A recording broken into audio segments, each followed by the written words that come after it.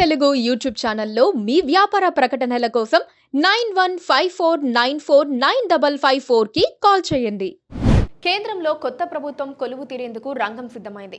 నరేంద్ర మోదీని ప్రభుత్వ ఏర్పాటుకు లాంఛనంగా ఆహ్వానించారు రాష్ట్రపతి ద్రౌపది ముర్ము.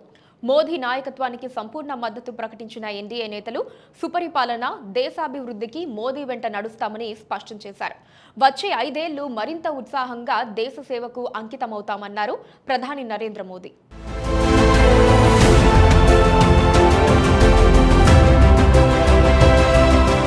నేషన్ ఫస్ట్ అనే సిద్ధాంతానికి కట్టుబడి దేశ ప్రజల ఆశలు, ఆకాంక్షలు నెరవేర్చేందుకు నిరంతరం కృషి చేస్తామని హామీ ఇచ్చారు.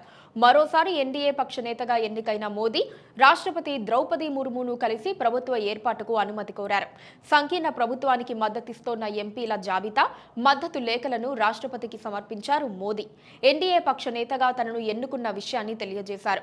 అనంతరం కేంద్రంలో ప్రభుత్వ ఏర్పాటుకు నరేంద్ర మోదీని లాంఛనంగా ఆహ్వానించారు రాష్ట్రపతి ముర్ము. ప్రమాణ స్వీకారానికి సిద్ధం కావాలని పిలుపునిచ్చారు. సాయంత్రం 6 గంటలకు ప్రమాణ స్వీకారానికి సమయం కోరారు ప్రధాని మోదీ. అంతకుముందు పాత పార్లమెంట్ భవనం సంసద్ సదన్లో ఎన్డీఏ పార్లమెంటరీ పార్టీ భేటీ జరిగింది. BJP, TDP, JDU, Janasena, Shiv Sena, JDS, LJPRV సహా ఎన్డీఏ భాగస్వామ్య పక్షాల ఎంపీలందరూ ఈ సమావేశానికి హాజరయ్యారు. నరేంద్ర మోదీని ఎన్డీఏ పక్ష నేతగా ఏకగ్రీవంగా ఎన్నుకున్నారు.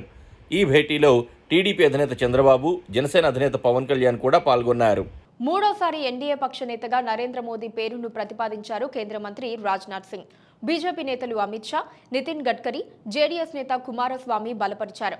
కశ్మీర్ నుంచి కన్యాకుమారి వరకు ప్రతి ఒక్కరి మద్దతు ఎన్డీఏకి లభించిందన్నారు అమిత్ షా. మోదీతోనే దేశాభివృద్ధి సాధ్యమని ఉద్ఘాటించారు. మోదీ 3.0కు మద్దతు ప్రకటించాయి ఎన్డీఏ మిత్రపక్షాలు. నరేంద్ర మోదీ నాయకత్వానికి ముక్త కంఠంతో ఆమోదముద్ర వేశాయి. మోదీ నేతృత్వంలో దేశం గణనీయమైన ప్రగతి సాధించిందని, వచ్చే 5 ఏళ్లు ఇది నిరాటంకంగా కొనసాగుతుందన్నారు బీహార్ ముఖ్యమంత్రి నితీష్ కుమార్. ఇప్పటికీ తాను ప్రధాని వెంటనే ఉన్నానని స్పష్టం చేశారు. ఎన్డీఏ పార్లమెంటరీ భేటీ తర్వాత బీజేపీ అగ్రనేతలు ఎల్కే అడ్వానీ, మురళీ మనోహర్ జోషిలను కలిశారు మోదీ. కేంద్రంలో వరుసగా మూడోసారి ప్రభుత్వం ఏర్పాటు చేస్తున్న విషయాన్ని స్వయంగా తెలియజేశారు. వారి ఆశీర్వాదం తీసుకున్నారు.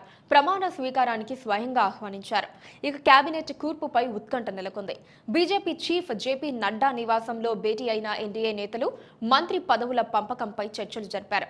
జూన్ 9వ తేదీన ప్రధాని మోదీతో పాటు కొత్త కేబినెట్ కొలువు తీరనుంది. ఈ నేపథ్యంలో ఎవరెవరికి ఎన్ని పదవులు దక్కుతాయనేది ఆసక్తికరంగా మారింది.